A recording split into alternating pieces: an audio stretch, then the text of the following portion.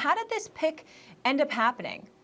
Not that big of a surprise, Molly. I was going through my draft notes this morning, and one person told me leading up in the process that Matt LaFleur, the Packers head coach, will not let Jordan Love get past him, will not allow that to happen. I think the surprise was that the Packers were as aggressive as they were in trading up to get Jordan Love. They didn't even sit where they were. They gave up added draft capital to move up to go get Jordan Love. And you do it at a time where Aaron Rodgers is going to be 36 years old this season. And oh, by the way, if we go back and look in time, Brett Favre was 36 when the Packers drafted Aaron Rodgers. And so what that does right now is it puts Aaron Rodgers on the clock. That's the fact of the matter. And we have a situation where Aaron Rodgers himself has talked about the fact that he's near the end of his career. He doesn't know how much more time he's got left. He's also talked about the fact that he'd like to play till he's 40 or in his 40s, but he's also said he knows that he's on the back nine, the last hole, whatever golf analogy it was that he's used over time. He's referenced the end of his career. And I think the Packers saw a guy that can be their future. And it's not going to be this year, but it may be next year or the year after. But there's no rush because they have Aaron Rodgers, the bad man, for the next year or 2 or 3. And whenever he's ready to step aside, then they can turn to Jordan Love at that point in time. But notice how much happiness and exuberance the Packers had, Matt LaFleur specifically, when they drafted Jordan Love. Like, that was telling to me if you saw how happy he was when they picked Jordan Love. No question. And Stephen A., speaking of emotions, how should Aaron Rodgers feel about this move?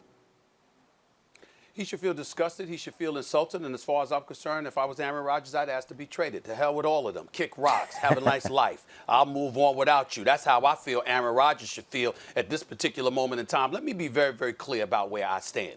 This is no knock against Jordan Love. I want to make sure I'm clear about that, Adam. It's no mark against Jordan Love whatsoever. He may have the potential. Matt LaFleur may have every right to feel as exuberant about him as he may feel. But there comes a point in time where you got to listen and really dissect the words of certain people. Like Gutekunst, the GM, he goes out there and he says last night, what does he say? Aaron Rodgers is a professional. He understands what this is about. This is about now. Well, it's not about now. It's about 2 years from now. It could be about 3 or 4 years from now, but certainly it's not about now, feeding off an NFC Championship game appearance, which you just had. So let's dissect this situation for a second here. Aaron Rodgers was drafted in 2005. Do you know that the Green Bay Packers have never drafted another offensive player in the first round since? No wide receiver, no running back, no tight end, nothing. He's been your starting quarterback since 2008. He delivered a Super Bowl championship for you in 2010. He carried this franchise on his shoulders for a damn decade. You've never got him any elite players in the first round. You've always gone a defensive route. Each and every single year, you drafted a quarterback in 2005 in Aaron Rodgers. The next time you drafted an offensive player was last night in the first round. You might do things in the second and third round and all of that stuff, and we get that.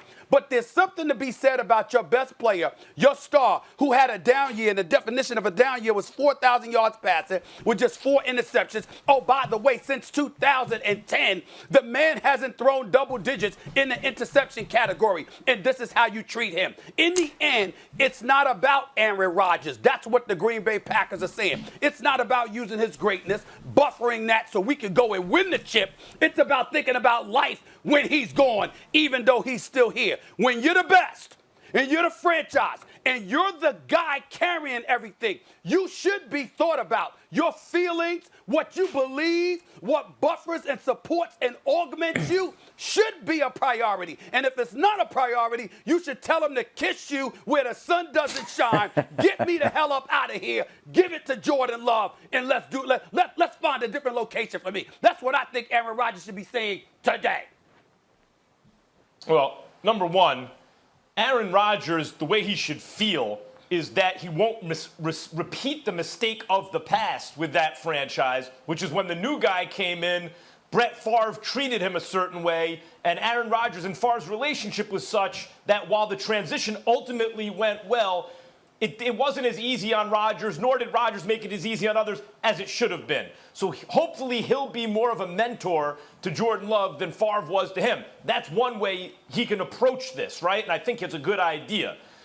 But in terms of what this really means, guys, LaFleur clearly doesn't like Rodgers.